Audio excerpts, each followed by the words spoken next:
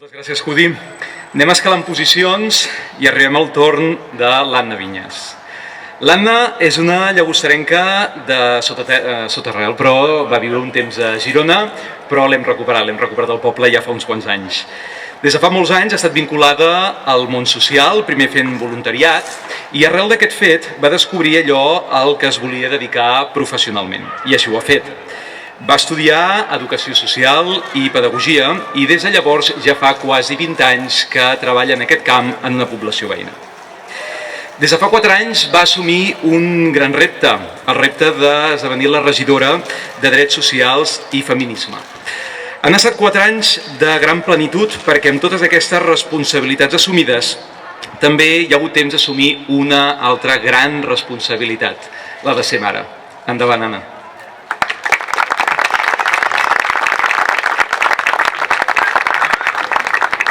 Bon dia, que fa patxoca, veure tanta gent. Jo em passo una mica com l'Enric, que sóc reincident. Llavors, per què em presento, si hagués de dir per què em presento com a CUP Alternativa, és que em sento encara amb ganes de continuar amb el projecte que hem iniciat aquest mandat des del govern. He tingut el luxe de compartir amb gent fantàstica en aquesta assemblea, que em sembla que algun dels meus companys que hi havia abans, al principi vam començar com un grup d'amics que no sabíem cap on anava aquesta aventura de la CUP Alternativa i al final ens hem convertit en una assemblea molt potent. A més, he compartit aquests 3 anys i mig de mandat a dintre l'Ajuntament amb 2 companys fantàstics de viatge, com han sigut l'Enric i en David, que he après moltíssim, que evidentment són unes bèsties polítiques, i que han estat uns grans referents per mi. I que he de dir que, evidentment, trobaré a faltar molt en David, que ens ha fet un pas al costat, i donar la benvinguda a en Jordi, que aviat ja farà el pas cap a la institució.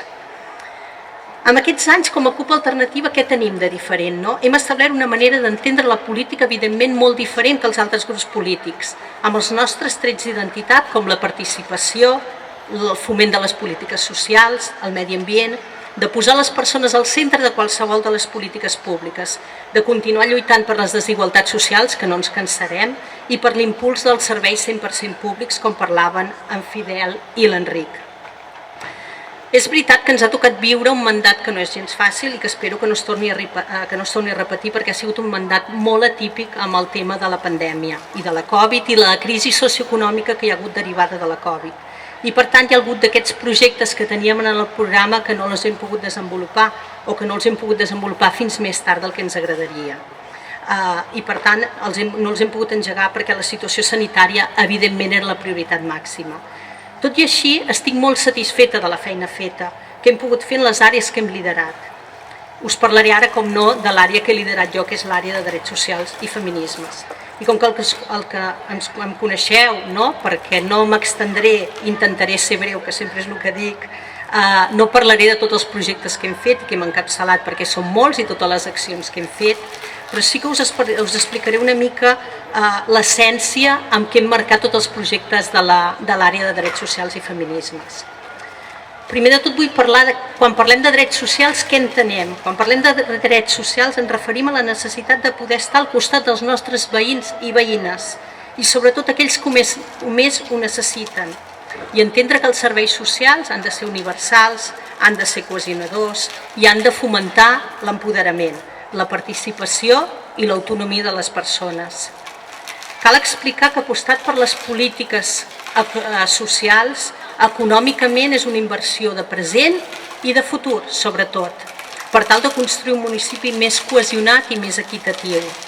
És la forma de combatre les desigualtats, la manca d'oportunitats i l'exclusió social i és un deure que tenim com a administració, que som l'administració més pròxima del ciutadà i aquella porta que sempre és la primera que toca qualsevol ciutadà que pot tenir una situació difícil.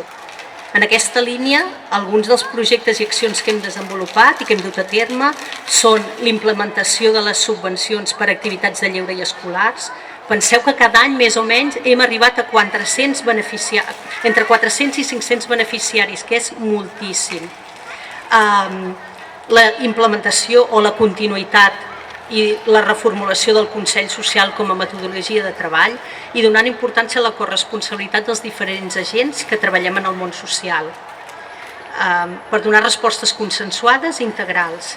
Hem potenciat també l'atenció a domicili. Sabeu que la majoria d'avis i persones dependents al final el que volen és estar a casa com més temps millor. Hem posat en marxa el centre obert per tal d'atendre aquells nens que venen de famílies amb major vulnerabilitat.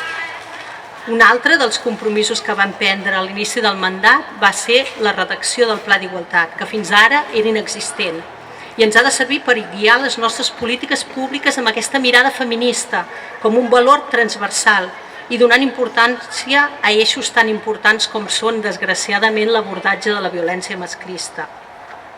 I sí, hem fet molta feina aquests anys, i sovint és una feina de formigueta, i poc visible i poc reconeguda al dia a dia, però profundament necessària per fomentar els valors de la cohesió, de l'identitat i de la pertinença al poble. Ja veieu que nosaltres no ens aturem i venim amb força, igual que veníem amb força fa 4 anys, i venim amb força i energia per afrontar nous reptes que tenim per endavant.